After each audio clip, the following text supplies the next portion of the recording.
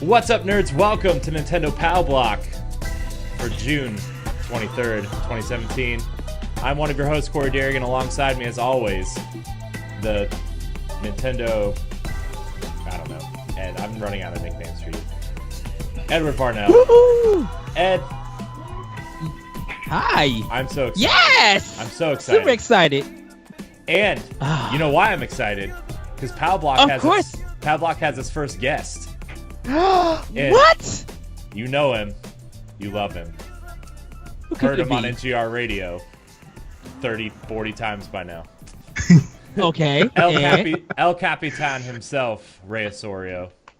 Yay! What's going on, guys? Rise above. Ray. Yes. For those who somehow listen to Pow Block and not NGR radio, remind everybody real quick where you're actually from. Okay, so I am actually out of Central New York. I am a gamer dad. I'm giving you guys a little bit of an intro for those who may not be familiar. So I live in Central New York with my best friends Becky and Lee. We do our podcast, Nerd Overdrive, which is for Phoenix Overdrive, our Extra Life team, and charity that we host for Children's Miracle Network hospitals. You can find me playing everything from PlayStation to PC, Wii U, even though it's kind of dead now, RIP. 3DS. Not yet. That Zelda DLC is coming. That's true. And Just Dance 2018. Yeah, so we've already just decided that $50 an hour, we're going to be doing it for Extra Life. Right? Yeah, Lee's like, I'll do it if we do. He said some music. He said if we can do that, he'll do it. But yeah, so we talk about games and we talk about like the social status in gaming, kind of bringing topics about parents and things like parenting in gaming, because we're all gaming parents. And then I met all these wonderful people like Corey and Ed and Matt, and now Moose is on NGR and everyone. It's just like I call you guys what I have my term for all of us is the podcast brethren. Just because, like, I'm doing a show with one of my podcast brothers tonight. Like, usually it's Corey. I'm still awaiting the elusive Nintendo Guru invite from Bobby Pauls. I don't think I'm ever going to get it because of all the salt that I had about the Switch. I think he's holding something against me. But no, it's great to be here with you guys and kind of talk some Nintendo and things like that. So, because I'm a Nintendo kid at heart, I grew up playing Nintendo games and they have a place near and dear to my heart, except after the Wii, Nintendo kind of broke my heart some. So we'll see what the Switch comes to do, and maybe they'll get me back on board. Yes, dude, the Switch is awesome. So Ray, how this show works, I'm sure you know, but like we talk about what we're playing, buzz through some of the new stuff, and today we're going to talk about what we like, get more in depth of what we liked about E3. So what did we do? What did we do on Monday's show? We just kind of ran through E3, and that was kind of like Ed and I broke down E3, but today we kind of want to dive into like 2 or 3 things that we really, really loved about what Nintendo showed. So, but anyways, talking about Switch, I played so much ARMS yesterday. ARMS is fantastic. I have a new main. I played enough to have a main in ARMS. So, Ribbon Girl is awesome. Gosh, ARMS is so good. Except there's like this target breaking mini game, and like if you're using I always forget that the joysticks don't move your character. You actually have to like tilt the Joy-Con one way or the other to go one way, and then you press the right bumper to jump and the left bumper to dash. So like I'm still trying to figure out the controls, but there's this target breaking mini game that I cannot beat because of the controls, and I need to switch to the Pro controller to do it. But I actually really do like the motion controls for what they are. They actually work. If you're curving a punch, you can actually watch your punch curve, and you can actually steer your punch, which is cool. Like after you throw it, you can actually move it back to if you're punching to the right, and you can move it back to the left. So that's really cool. I played around with a bunch of the fighters. Some of them do feel heavier than others. It's cool. It's interesting. I don't know if ARMS is going to take off, but I see a lot of potential in like a sequel if they ever do one. Well, it's weird. When they first revealed ARMS, and we always having that discussion, and people, like I said, really didn't care about it. But now after the test punch, people fell in love with it, and then the second test punch, people were like, okay, I now understand the game, so I'm gonna buy it. We don't know the sales numbers or anything like that, but a lot of people are still playing it, and I think it's a great workout game. For, you know, if you want to lose weight, or if you want to kind of, it may build up strength with all the motion, like motion of punching and stuff. It's going to be interesting to see this at Evo tournaments and stuff like that. But I'm glad to hear that you like it, Corey. Definitely, it's a game that I'm definitely going to be picking up when I get my Switch. Yeah, I was a little worried, and I think it came out at a good time. Like, if you own a Switch and you're looking for something to play, like, I think ARMS coming out now is a good time because, like, you know, Splatoon's coming, Mario and Rabbids is coming in August, which looks like the most ridiculous, awesome game I've ever wanted. Like, I hated the idea of the Rabbids, but Mario XCOM sounds freaking awesome. I forgot to tell you this, Corey. So at work today, we have a section called World of Nintendo for toys. And today we got in 2 guns from Splatoon that you actually could use as paint guns. Oh, jeez, that's awesome. So, and it got its own animal. I forgot which one it is. Which one guns it is. I think it's like the basic gun that you start off with the game, and then it's like some kind of buster thing. I forgot the name of it. But they have the cartridges, ink, and then they have like the guns separately and stuff. And I was just like, you guys are now just selling this before the game comes out? Because they only have plushies and stuff and collectors of Splatoon, but now they got the official guns. So I'm going to see how that works out for the summer. Awesome. I can't wait for Splatoon. Like, I love Splatoon. Oh, my girls love Splatoon a whole lot, except my middle daughter, Evangelina. You guys know Evie. She's my rage quitter in the group. So she would get angry when her big sister would beat her, and then because of things like that. So it's just like she's just like, nope, big sis beat me, I'm gonna rage quit now and then make you regret kind of, you know, letting me play this. But she loves fighting games. Like, she loves Street Fighter, she loves Injustice now. Like, she got to play Injustice the other day, and she's just like, yeah, Dad, I love this game. You know, and so they always want to bug me to, and then Smash Brothers, of course. Yeah. You know, they love their Smash Brothers, but they always play as all the princesses and stuff like that, like Peach and, you know, that kind of stuff. So they have fun. I wonder what you would do if you had her play all the Neo Geo fighters and Primal Rage. Oh, I've had her play some of the old school fighters. Like, we played Street Fighter 2 sometimes, and that's where her love of Street Fighter 2. So it was kind of me passing the torch to my daughter, because I was a semi-pro Street Fighter 2 player back in the day, like 9-10 years old, sitting in the arcades, wrecking 40-year-old dudes, you know, at the arcade cabinet, taking the quarters. People were putting their quarters up, and I'm like, all right, next. Now we know the origins of El Capitan. You should have her play Street Fighter the movie, the game. Oh man, no! I can't even go back to play that game. No. I just want to see it. Be like, we had to go when I was growing up. This is one of the games that we had to play. Yeah, and we had the most non-American guile ever. Yeah.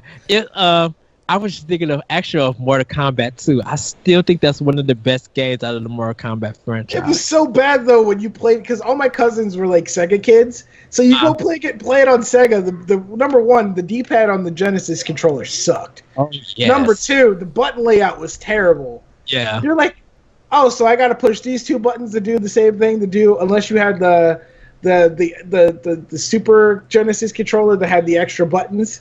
The 6. Remember when they had the ABC, XYZ, the 6 button. Yeah. Because oh man, it was so bad. Yeah. And then Nintendo had Sweat. Remember Nintendo had the sweat instead of blood? Yeah, you had to use the game genie to get blood from the Mortal Kombat 1. But when they got the rating system on and Mortal Kombat 2 came out, you see that M rating on the Super Nintendo, and it just blew the Genesis out. That's actually how I got better at Mortal Kombat 2, was playing it on Super Nintendo and then taking my skill to the arcade.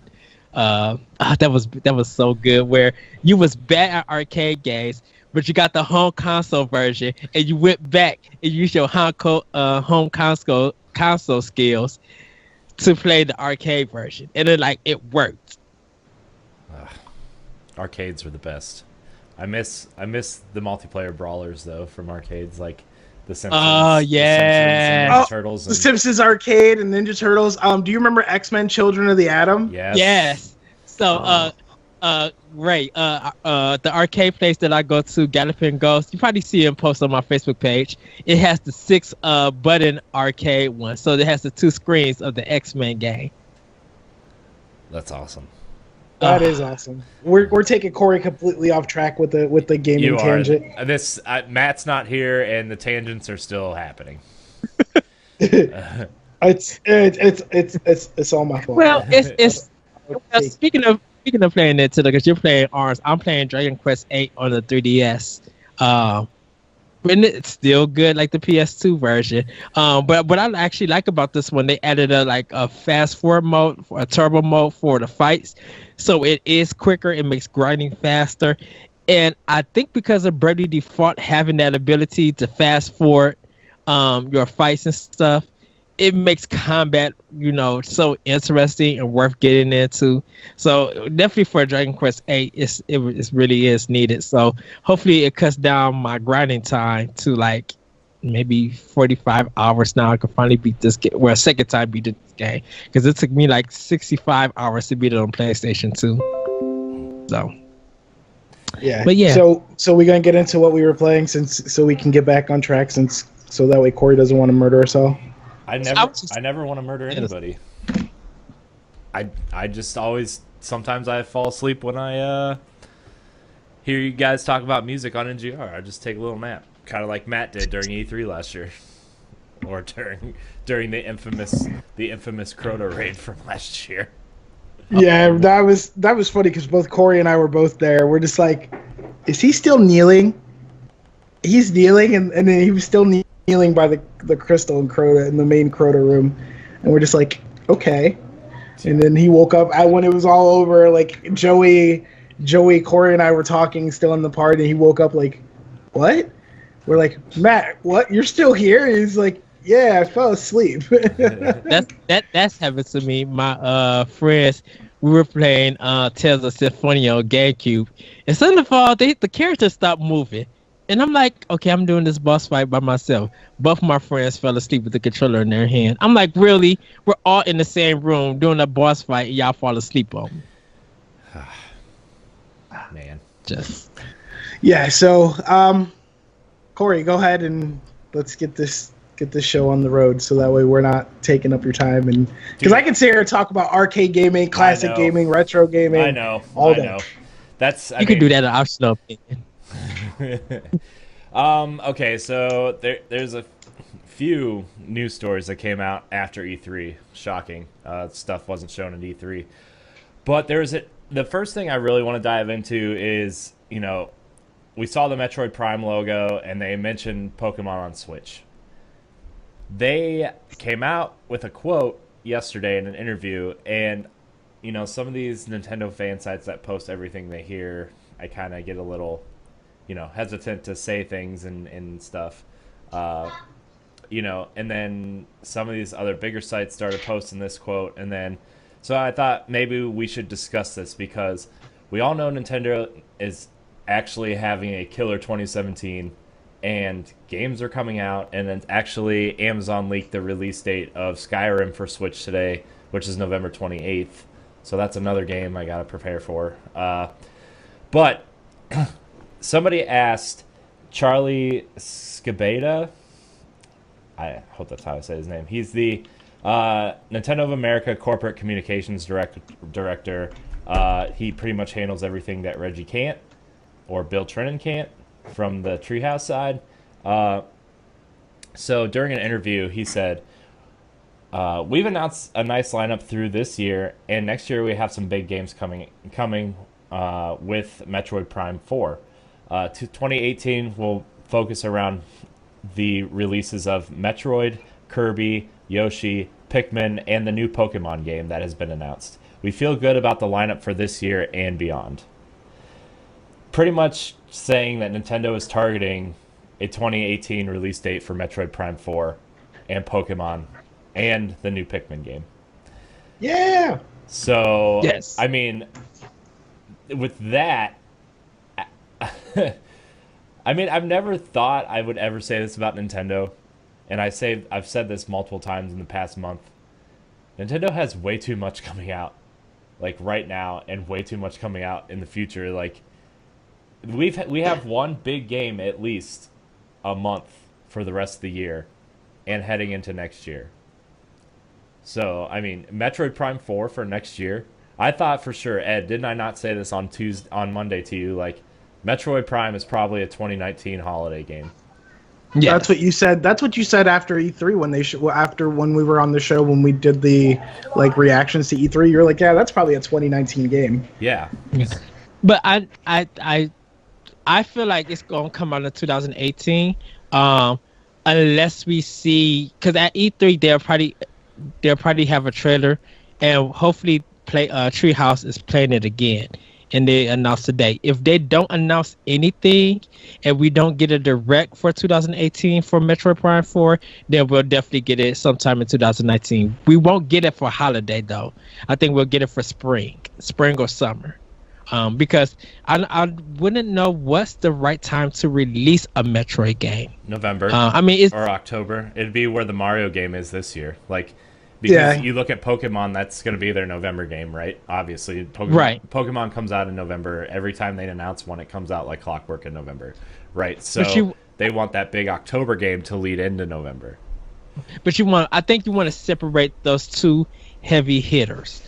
I mean, they're not separating Odyssey and Ultra Sun and Moon and Xenoblade. Nope. Yeah, but those are two different platforms, though. That's true. I think because the big thing about it is they put most of their promotion. They show most of 2017 focusing on Mario Odyssey, so that's their big hitter that they're betting on for 2017. Well, I think Nintendo would focus on Metroid because technically Pokemon is the Pokemon company, and that they'll leave that to the Pokemon company to promote, even though they do directs and stuff, and so. Right, they do their directs and stuff, but like business wise, like if everybody for a Nintendo side for their business, if they really want to focus on having a heavy hitter, Metroid would have to come in earlier so that when people get done with Metroid, then they could easily be able to get Pokemon for Switch, because you're going to have to spend $120 either way. Yeah. And if you're trying to budget for the holiday, you're going to have to choose one or the other. And if they release two versions of Pokemon for Switch on top of Metroid Prime 4, that's 3 games already. And so now you just jumped up to 180. And depending if you now want to get Metroid Samus Returns and they re-release Amiibo, now you're at almost about $250 already if you decide you want to get both games of Pokemon, Metroid Prime 4, Samus Return, and with the Metroid Amiibo, and probably maybe Pokemon Amiibo. And that's more money. Yeah. So I mean, I understand Pokemon is set for November. That's the best time to release it. I kind of would start if I was going to do it, I would have to be like, okay, Metroid would have to come out in August, or it has to come out maybe in the first or second week of September. Like, it has to hit a fall date. It can't go before Christmas. Because if it does, that's going to hurt sales for that game. Because Pokemon is just going to dominate it. Yeah. What do you think, Ray? All right, so my thing is that I think Nintendo is going to do the exact opposite of what Ed's saying. They're going to release it holiday season anywhere from September through December, or maybe even we may see some late August ones. We're gonna because any other gaming company continues to release their games through the. Well, I mean, we may see one get moved to the spring or be summer and then spring later, but they're going to put their heavy hitter. Pokemon are going to be a late October, early November game. Samus Returns may be the one that may get moved to summer, or it may be like an August release or something like that.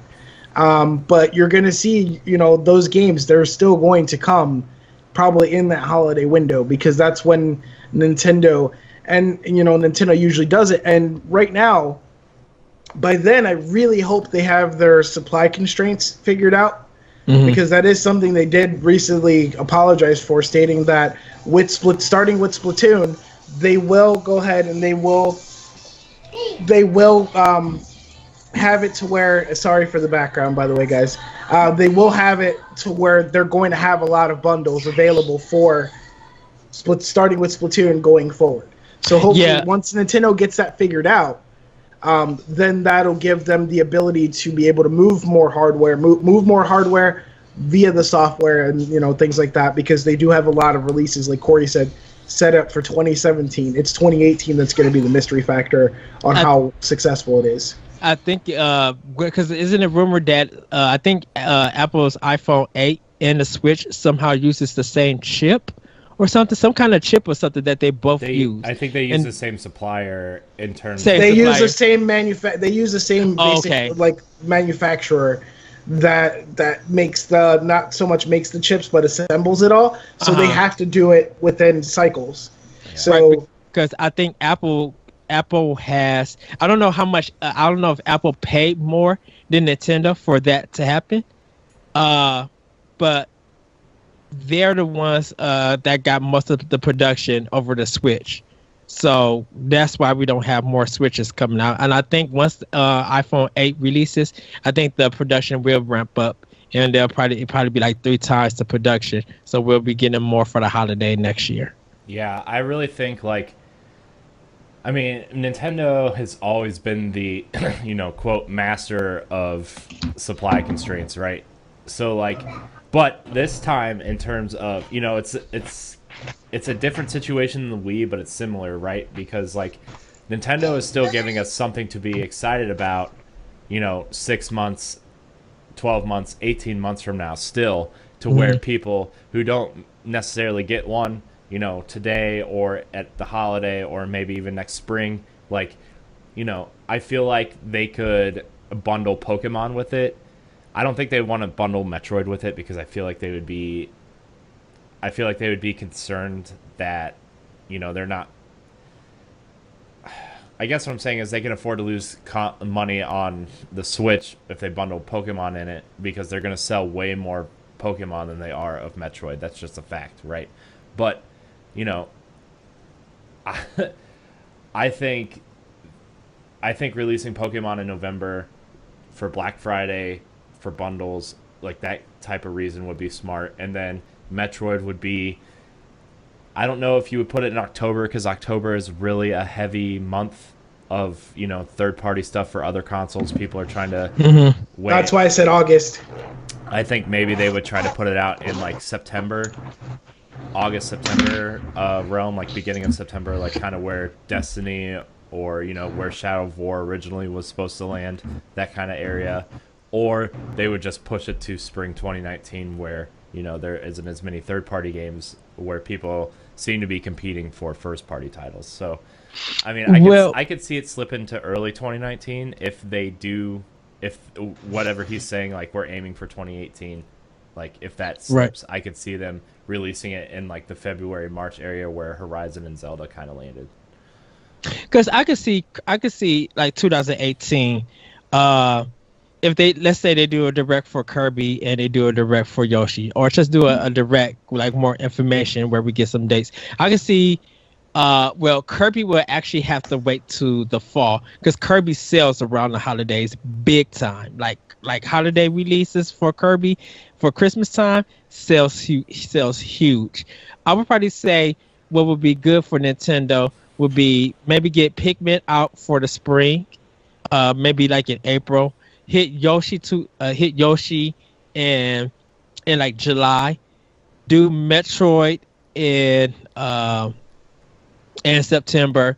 Probably do Pokemon will be November, and probably do Kirby like in October, because I don't know what that December game will be.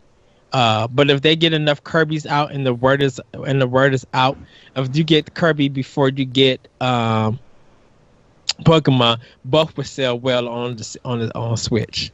Yeah, but would you like put two games out in similar time frames that are kind of aimed at the same audience? Not Kirby. Kirby sells more to kids than Pokemon and Metroid, because Metroid sells more to the like our adult, age range. like our age range, and there might be some teens who, if their parents get them into it.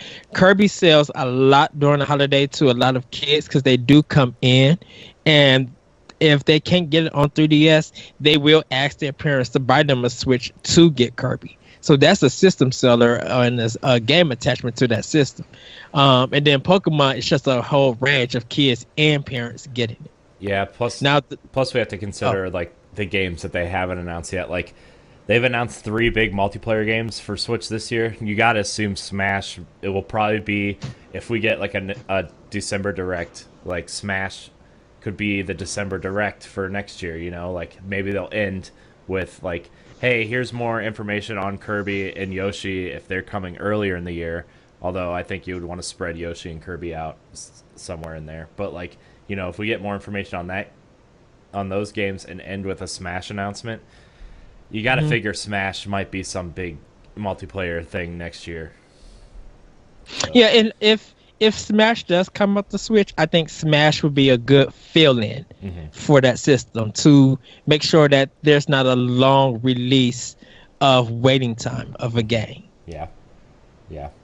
All right, so the next couple things are kind of small. The new 3.0 update allows you to add Wii U and 3DS friends to your Switch friends list.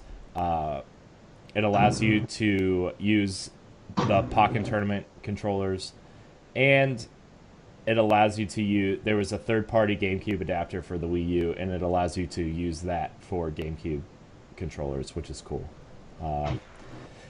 So that's, if you're looking for more control options, that's one thing. And then lastly, the Super Mario Odyssey kingdoms have upwards of 30 to 50 power moons in each kingdom. So that's a lot more than the 6 or 7 from Super Mario 64, which I was totally expecting like 15 at max in each kingdom. But there's 30 to 50 moons in each kingdom. Holy cow, that's a lot. So, and they showed off, 4 kingdoms? I mean, if you take the minimum and say 30 in each of those, that's 120 right there. And we know there's way more kingdoms than that. They confirmed that, so. Nice. Odyssey. Daddy! That game looks really, really cool. I like the, possession mechanic, even though Nintendo came out and said there's no possession in Odyssey whatsoever. It's the capture mechanic because you're throwing your cap at the enemies. But yeah, Odyssey is going to be really interesting. I really hope that they capitalize on this because it's cool. It's real cool. There'll be 2 copies in my home. My mom will have her own, and I'll have mine. So. For which one? Which game was that? Sorry. Odyssey. Mario Odyssey. Oh, Odyssey is going to be something great, I think. Yeah, I'm really, really interested to see what they do with that. I still think it's kind of weird having Mario and then having actual regular humans, because technically Mario is the human in the Mushroom Kingdom. So it's like, has he been in the Mushroom Kingdom so long that he's permanently this cartoon character now, or what? I really want to know if Donkey Kong's in the game because What's her name? Paulina. Paulina is the mayor of New Donk City, so that's interesting. Who knows? No Nintendo, they probably got him hit him somewhere, or he's like his world is a hidden world. Because it would be cool for Mario to actually go to a stage or a level that's designed like Donkey Kong Country or something like that. Yeah. I mean, they've already kind of teased a little Donkey Kong Mario merging in the Mario Rabbids thing with the really scary looking Donkey Kong Rabbid. Dude, it's still not as bad as the Princess Peach Rabbit. Jeez, that thing's terrifying. Yeah. Did you see that she has an Instagram now? Yeah, I've seen that. That's terrifying. That's marketing at its best. Oh, jeez. So that's kind of all the big news, because I know we want to kind of talk a little bit more about the games we liked at E3.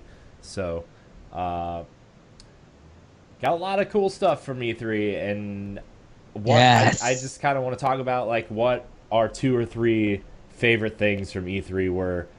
Games, the in-depth stuff, kind of what we saw. Like, if you want to know everything that got announced, check out our last episode. But this is more of a kind of a more in-depth of what we liked. So, Ray, I guess we'll start with you since you're the guest. So of course, I have to go with my love of Fire Emblem. So Fire Emblem Warriors. Yes. It's like Ray's the only other person that's like the biggest Fire Emblem fan that I know besides me. I'm technically playing Fire Emblem right now as we're talking. I haven't started Shadows yet. Corey's been too busy giving his Switch all his love. He won't play Fire Emblem. I still gotta pick up the Amiibo. I downloaded it, but I pulled out my 3DS because I really want to play Samus Returns when it comes out. Yes. And so I'm like, man, I guess the 3DS has got to stick around for a little bit longer. Yeah. And then of course as soon as they showed off the whole thing, technically they gave us a kind of like a spoiler look at Ubisoft's conference. When they showed us the Mario Rabbids Kingdom Battle, because it's like, wait, why does that battle system seem familiar? And then looking at it, it's like, like XCOM. That's awesome. So yeah, so there's that, and then what else was there? I mean, I guess the whole excitement about the new Pokemon. I don't give the Pokemon games their due much anymore because I don't have time to like hardcore play them the way I used to play the prior gen. The last set of Pokemon games that I really played hardcore were probably Diamond and Pearl. Like, so it's been a while since I've played like Pokemon games hardcore. Like usually now if I get the games, like I didn't get the Black and White and Black and White 2. I didn't play those. I completely missed over those that gen of Pokemon. But kind of hyped to see that they're finally like doing something that I said they needed to do, which was bring a mainline Pokemon game to Switch, because I'm like, they can't continue to support 8-year-old hardware, 10-year-old hardware by specs. You know, I said that they wouldn't do it for a console and they wouldn't bring it to Switch because it makes too much money on their handhelds. But I guess now I wasn't. But now I realized, once they announced it, I'm just like, okay, that's cool. People still could do now. People still could trade when they're on the go with other Switch users. Maybe it'll interact with 3DS users also for Ultra Sun and Moon. Who knows? We don't know many questions about it. But I was just like, as a main story, as a main line Pokemon. Because I think of those functionalities, they wouldn't bring it over. But I went from a business perspective of it, that they make too much money on the 3DS, so it would never. Here's my theory. With all that Pokemon Go money, they've hired another team to just make the handheld version, and then they also have a Switch version coming. That's my theory. And yeah. I can't see them, especially since Nintendo said they're going to be supporting the 3DS beyond 2018 with stuff. Like I can't see them totally abandoning the biggest franchise on that handheld, but at the same time, like moving to Switch, since the Switch is the future, I think they're kind of playing both sides a little bit. I'm thinking they'll get one more mainline Pokemon game on 3DS after Ultra Sun and Ultra Moon, and that'll probably be it. But see, the Pokemon Company makes buku bank, and not from only Nintendo. You got the cards that continually sell out, and those collectors' items, like the cards, like they're $5, almost $5 a pack. Folks are buying about 3 to 5 packs per day. So there's kids. When people are analyzing where the Pokemon Company makes all of its money, it's actually in merchandise, meaning the T-shirts, the plushies, all the extra stuff that goes along with it, not the games and not the cards. It's made all through their merchandising. But you got to admit that the Pokemon Company, when they started off, were making money from the games. Because like the store when Pokemon I don't know when the cards came and stuff, but a lot of people weren't buying the cards when they first came out, and then somehow it just blew up because a lot of kids don't know that Pokemon started off as a video game. The Yu-Gi-Oh card game craze was such a big thing that when Pokemon got into the card game, it started making money that way, like buku bucks. And playing off from that, you do realize that Pokemon came before the Yu-Gi-Oh craze, right? Yeah. The Pokemon card game. I thought there was a Yu-Gi-Oh one because Yu-Gi-Oh was 2002. Yeah, Yu-Gi-Oh I played both. I played both. Because I was getting Pokemon was 1998. I was getting But Pokemon was out for Game Boy and Game Boy Advance. Like the video game was out before it jumped into the game. Right. The video game came first, and then the card game came after the video game. But Yu-Gi-Oh came way after Pokemon.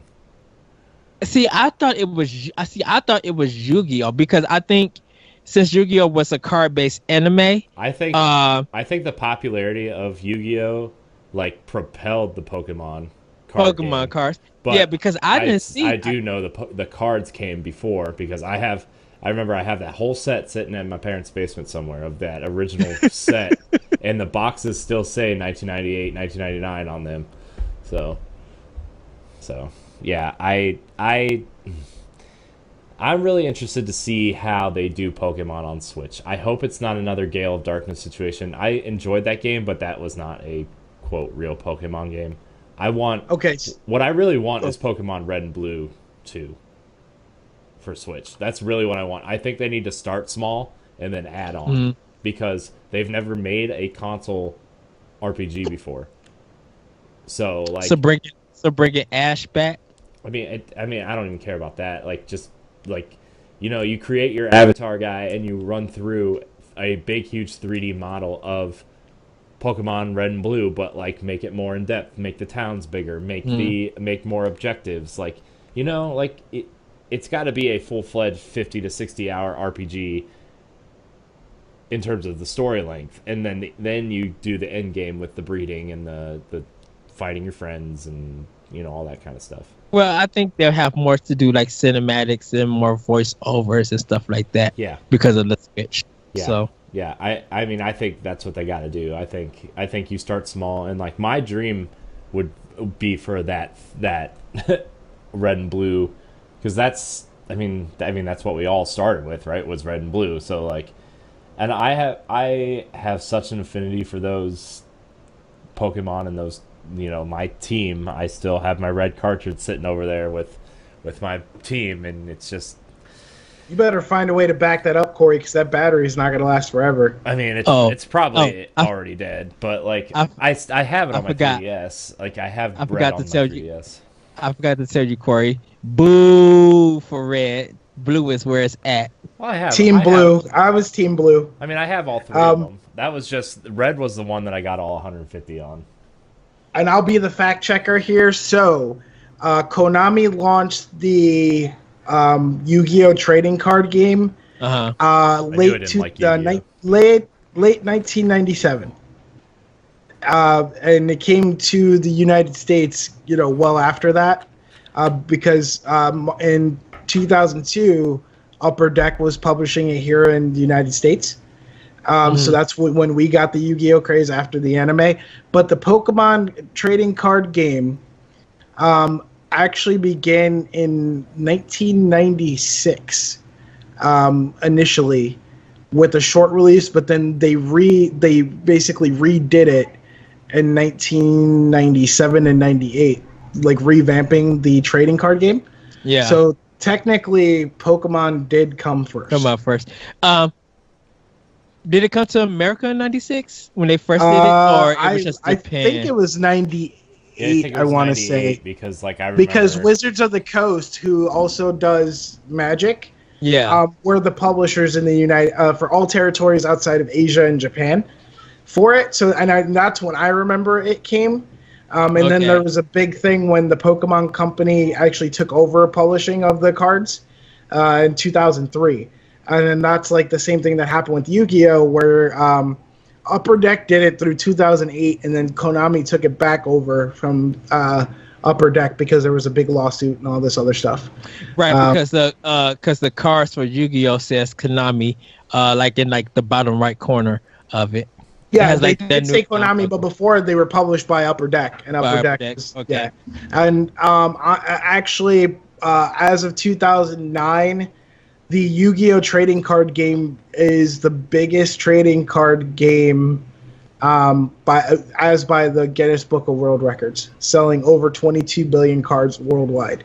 I'm pretty sure as of 2011, they've sold 25 billion cards worldwide. So Yu-Gi-Oh is technically the bigger card game. But more people are buying Pokemon cards. Yu-Gi-Oh, I wonder if that's more for adults and stuff, because I think a lot of people who buy Pokemon cards, definitely in my area, they're buying it for kids, but they're also buying it like for birthdays.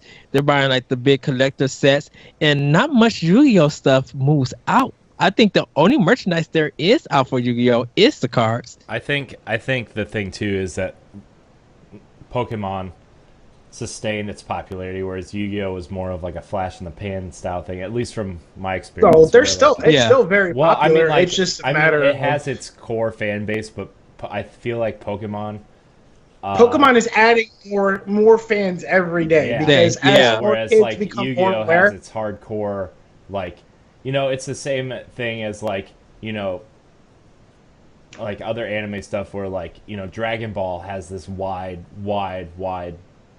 audience where like even casual fans or non-fans know what it is, whereas you get deep down into something you would find on Crunchyroll that's just, you know, translated like that's how I kind of feel like Pokemon is like has this wide audience where even people that don't care about video games or Nintendo at all.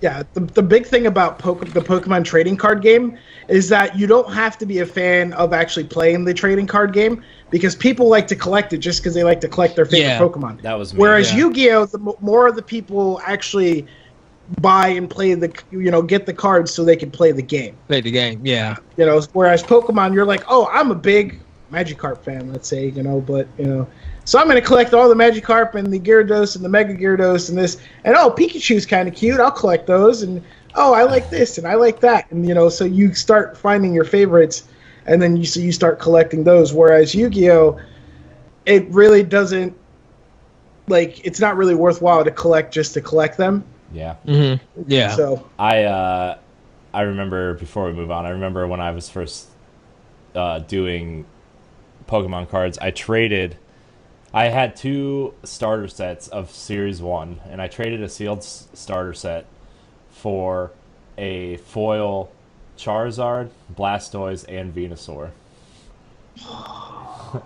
A sealed starter set, because the person I was trading it for, every starter set came with a foil Machamp, and like he wanted it, and I was like, okay, well, I'll trade you this for those, and that's how I got my foil stuff. So I was pretty happy. There you go. Yeah, and I have a binder with all like the final evolutions are all foil cards. Nice. And I went to, I think, Toys R Us when they were releasing the Mew card for something.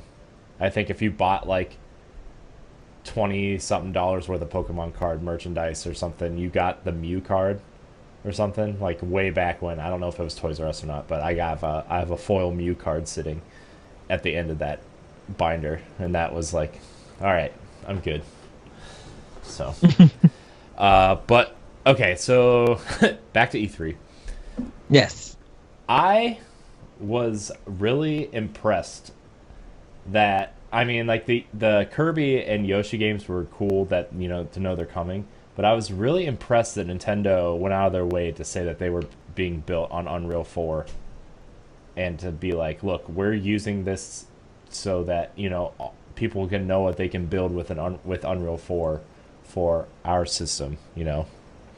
And I was really impressed that they went out of their way to do that. I thought Yoshi looked adorable, and it was more of like a plushy Yoshi than a woolly world Yoshi. Like, I went back and watched that trailer because a lot of people were like, "This is a follow-up to Woolly World," and I'm like, I don't think so. This is more like cardboard cutout shapes and stuff. And the Yoshi that they were using is totally a plush Yoshi. It's not wool. Yes. It's more like a stuffed animal style Yoshi. But I can't wait for that because Yoshi's Woolly World was awesome. Oh, I love that game. Yoshi. That game was You had it. that game was so hard to get everything to go through. Yes. Like, I can't wait to do that again. And I was That's a game I got to get for my girls because they've been asking me for it. Yeah. Eventually, when I got to get it for them. Yeah, that game, it's a solid platformer. And if you use the amiibo, you get another Yoshi to eat and throw. Which is great. The other game that I'm super excited for was Xenoblade Chronicles 2.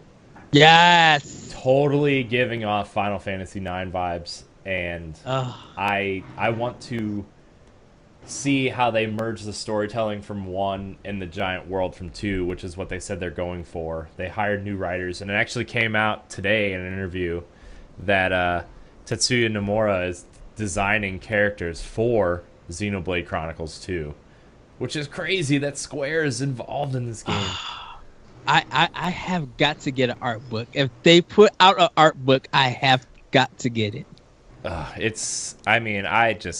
I can't wait for this game. It's going to be just, I mean, the first 2 were super intimidating because, like, I mean, it's the same reason why Zelda was intimidating, but, like, the portability of the Switch, I can just grind out some stuff on the couch and play the big story moments on the TV. Like, I'm really going to sink my time into this game. Oh, it looks so good. Yes. And then, of course, Rabbids, Mario and Rabbids XCOM awesomeness. So that's what I'm excited for. Ed, I guess that leaves you. Yes. So my 3 top games that I'm picking: number 1, Sushi Strikers: The Way of the Sushido. I love sushi. I want to attack people with plates. I seen it. It has kind of the artwork style from Elite Beat Ages, and I love that.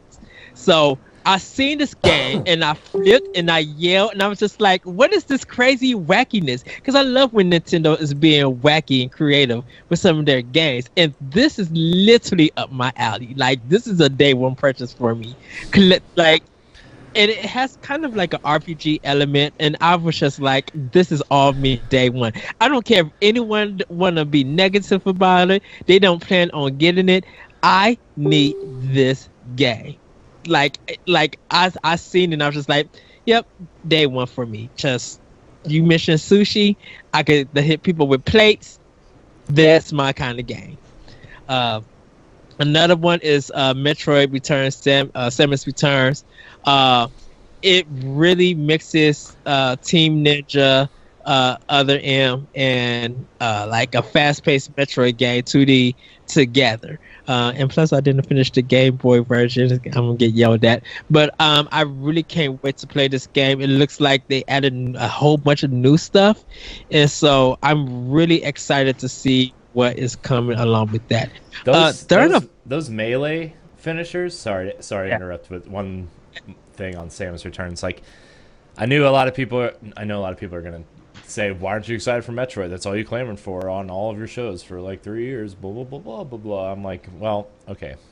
I am excited for Metroid. I just want to see more of Metroid Prime 4. But before I get super excited. But the finishing moves in Samus Returns look awesome. They just like, you get up real close and she does this cool acrobatic flips and stuff. Like, yes, count me in for that. Count me in for some super awesome up close Samus action. Yes, and it seems that a lot of people were trying to develop the game, pitching it to Nintendo, and I guess Mercury System probably had it seems like they had the best one when they pitched it to Nintendo, and it kind of feel like Mercury System might be in the spotlight for, like, good, looking good, because after that Castlevania that came out for PS3, that second Castlevania, that one didn't really do so well for them. So it's good to see them. I know a lot of people are worried that Mercury Steam is working on this game. Look, the base game is already there, right? Right. And I'm sure Nintendo has an extremely large amount of say in what happens in this game. They're not going to put out, for lack of better terms, they're not going to put out a shit product that, people have been clamoring for years. They saw the lashback on Federation Force. They saw the lashback on Other M. They're not going to let that happen to Metroid again because they want people to buy Metroid. And so, I think Mercury Steam's first Castlevania game, I played a little bit of it. It was okay. Castlevania's not for me, but I know it was praised well. And that 3DS game is relatively split, so I don't know. Right. I will buy it because I love Metroid and I want to see what they can add to that formula. But I think people just need to calm down a little bit about this Mercury Steam stuff. Like, they're obviously still in business for a reason. They've obviously somewhat know what to do with an IP. Castlevania, whatever. Like, they made 1.5 good games, I'll say, out of 3.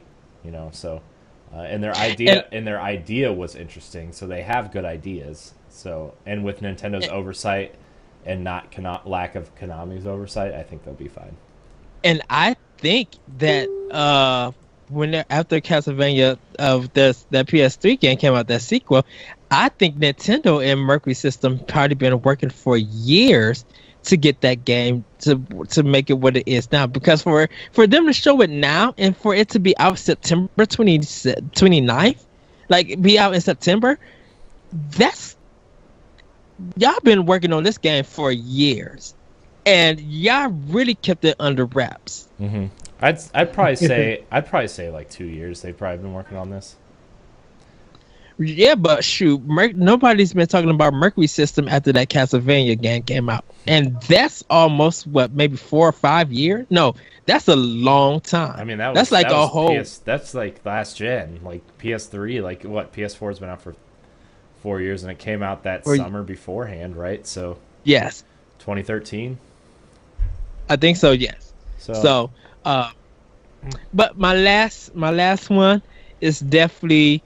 Breath of the Wild DLC and all the amiibo that they show for Metroid, for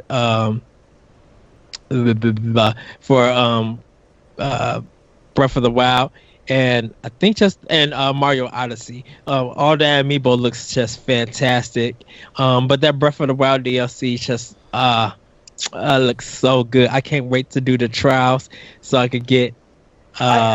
I actually need to play Breath of the Wild now that it's summer and I don't have so many crazy responsibilities with running around with the girls all summer and stuff, because they're going to be primarily with me anyway. So I'm probably going to finally sit down and be like, it's time.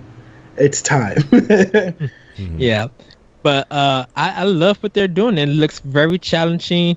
I kind of want to see how speedrunners tackle the hard mode. Yeah, I want to see it all, but yeah, I'm looking forward to that DLC. So those are my 3, because we already know that for me personally, Xenogears, Fire Emblem, Metroid Prime. I'll take a Xenoblade. Xenoblade, sorry. Xenoblade Chronicles 2, sorry. The Xeno series, it's so many Gears, Saga, and Chronicles. Like all of that, like I let you have Xenoblade Chronicles 2 because just looking at that game, just like this is my day one. Like literally everything that they showed was like day one. Even Kirby and Yoshi is day one. Well, they're more Yoshi over Kirby. But yeah, those are my top three. So I think we probably about cover majorly all the games. Rocket League, I'm glad that it is coming to Switch, but I want to see more, like with their exclusives, the exclusive items, and how crossplay is going to work. So yeah, but the other ones are my three. Yeah, I think kind of wrapping this up. I think Nintendo showed off a lot of good stuff. I think the amiibo that they're releasing for these games, I think is really. I love the Mario ones. I'm really interested in seeing what the champions do for you in Zelda. I've gone out of my way, at least so far, to get all the Zelda stuff for Breath of the Wild, and I still need to find a Skyward Sword and a Majora's Mask character, like just to get that stuff. I am a little concerned that I won't be able to get those because they're store exclusives, and it's just like, bleh, whatever. But, store exclusive amiibos are the worst. Yeah, because I tried to get the one for the cloud one from, was it Amazon, I think? Yeah. Or whatever it was, whichever one was the exclusive from them, and it was just terrible because it's just like, well, there goes that one. Yeah. They got some at Target that I need to go pick up that I don't have yet for the Mario series. Yeah. I like the Odyssey ones. I think the Odyssey ones are cool. I really like the Metroid ones. Everybody want the piranha plant flower that Princess Peach is holding. Yeah. The bouquet, bouquet. Yeah. I'm really surprised they're not doing Rabbids ones. Like, I'm really surprised they're not doing those. They're just doing the figures, like the $20 and $40 figurines. But yeah, $40 for a Rabbid. But no, can you imagine the nightmares you would have if you had like your Princess Peach Rabbid amiibo and your Donkey Kong one? You'd be like, oh. Everybody's gonna be buying the Luigi one. Yeah, that's the one. That's the one I want. Is the Luigi one. I love in the trailer. He's the dumbest one. Like like I hate the Peach one, but the Luigi one is he's gonna be the most comedic one without being annoying. Yeah, I feel like so. But yeah, that's kind of all the Nintendo stuff for today. Shout out to the Fire Emblems. Yeah, shout out to Fire. I love the Fire Emblem. Gosh, dude, we got 2 Fire Emblems coming to Switch. Warriors, and title pending. Fire Emblem for Nintendo Switch. That'll be probably the day that I end up getting a Switch. Will probably be when they finally are like, Fire Emblem. This game is coming to Switch. If they release a Fire Emblem Special Edition Switch, I'm gonna be so sad. Like if they release like a white one like that. Remember that 3DS that came out with Fates? Like my brother got that one. If they release a Switch version of that, I'm just gonna be really sad because Fire Emblem. It's the best. It's my second favorite Nintendo franchise. So. Oh, I'll have to make a list of which one's my first and which is the last. Yeah. Well, no, Mario's the first. Mario takes reign over almost most of the franchise. I mean, yeah, you gotta love Mario, but I mean, I just want 3D World 2. That's all I want. 3D World 2 and Captain Toad Treasure Tracker 2 or port to Switch. But you think they'll ever go back to Galaxy? Go back to the Galaxy series? Nah. Probably not because of the success of 3D World. Yeah. I mean, with Galaxy, I don't think they'll ever do Mario Galaxy 3, but I think they'll implement a lot of stuff that they learned in that game to future Mario games. And I'm glad they're kind of going back to the 64 Sunshine style, to be quite honest with you, with the different kingdoms and the open world stuff. And I think the outfits are interesting. I'm glad Mario gets to do a little bit of dress up again. That's something I missed from. I mean, like 3D World, you got Fire Flower and the cat. Oh, I guess you got the cat suit. Gosh, the cat suit's amazing. But here we go. But yeah, so. All right, well, that's going to wrap it up for this edition of Nintendo Pow Block. Remember, you can find me and Eddie V every Tuesday and Friday on your podcast service of choice or on NGR Radio's YouTube page. Ray, plug where we can find you real quick. Oh, boy. Yay. Okay, so you can find me on Twitter at LRayNY617, so ELREYNY617. You can also find me on all gaming platforms there, as well as Twitch and what else? Oh, find our show, Nerd Overdrive, on YouTube, youtube.com/Phoenix Overdrive. On SoundCloud, it's by searching for Phoenix Overdrive. All the podcast services by searching for Nerd Overdrive, 2 words. And then we're on Twitter at PHX_Overdrive and Nerd_Overdrive. You find us on Facebook, facebook.com/Phoenix Overdrive. That highlights all of the fun things that we get to do for the sick kids at Children's Miracle Network hospitals and things like that. As well as you can find our community group, facebook.com/groups/PO Nation, where we discuss all the latest and greatest in gaming news and share all things nerd. Thanks, Corey, for having me on. Our Twitch channel also, where we broadcast our podcast Nerd Overdrive live every week via Facebook Live, twitch.tv/PHX_Overdrive, as well as youtube.com/Phoenix Overdrive/live. So it's a good time. We actually, Corey gets a lot of mentions on our show. I don't think he ever listens to all of our shows to get them. Well, but Ed and Corey and Matt and you guys always record live on Facebook, and then Lee never puts the audio files up. So like one day I'll just have like 6 Nerd Overdrives show up in my feed, and I'm like, oh, Lee must have remembered to upload the audio files this week. So, well, something happened with the automatic feed over, and Lee's been trying to get figure it out what's going on with the feed, but I don't think he's been successful in figuring out what the exact hiccup is.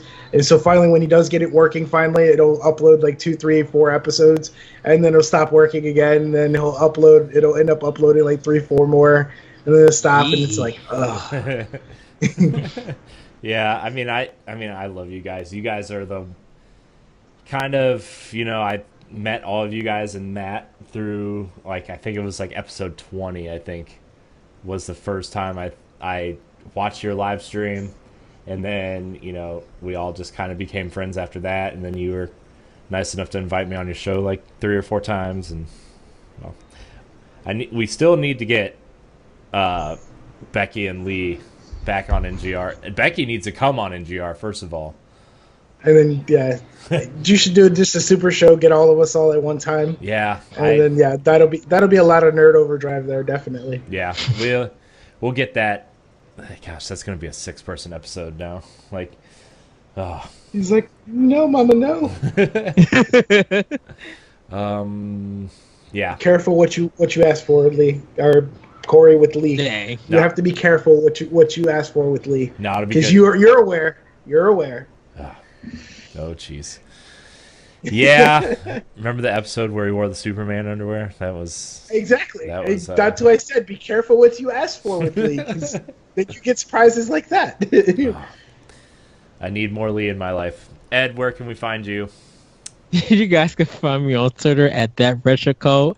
You can also hear my podcast, Optional Opinion, on SoundCloud, iTunes, Google Play, the Anomalous Radio Network.podbean.com, and other podcast apps. Check me out at World 101 Podcast and read my series, The Moment, at SkirmishFrogs.com. I am getting ready next week to do my feature for July for Optional Opinion, where I'll be talking about Japan and are they making a comeback? we shall see. You guys could tune in for that for next week. And also check in Optional Opinion today, where you guys will hear an actual announcement from me. So, yes, you can check that out. Yay!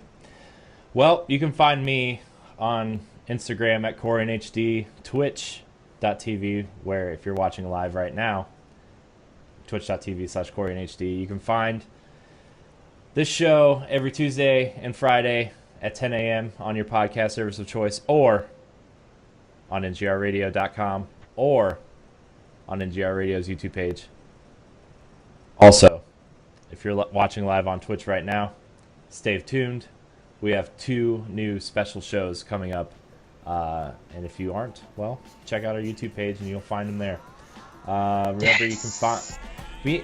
Ed, Matt, and I have been planning some things, so I'm really excited. Matt's working like a dog. That dude works all the time.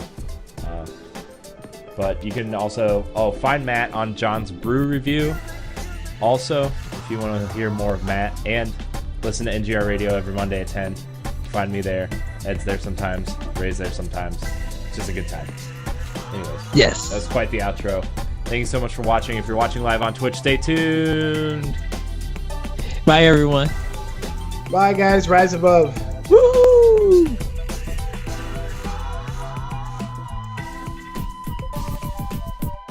is the place to be.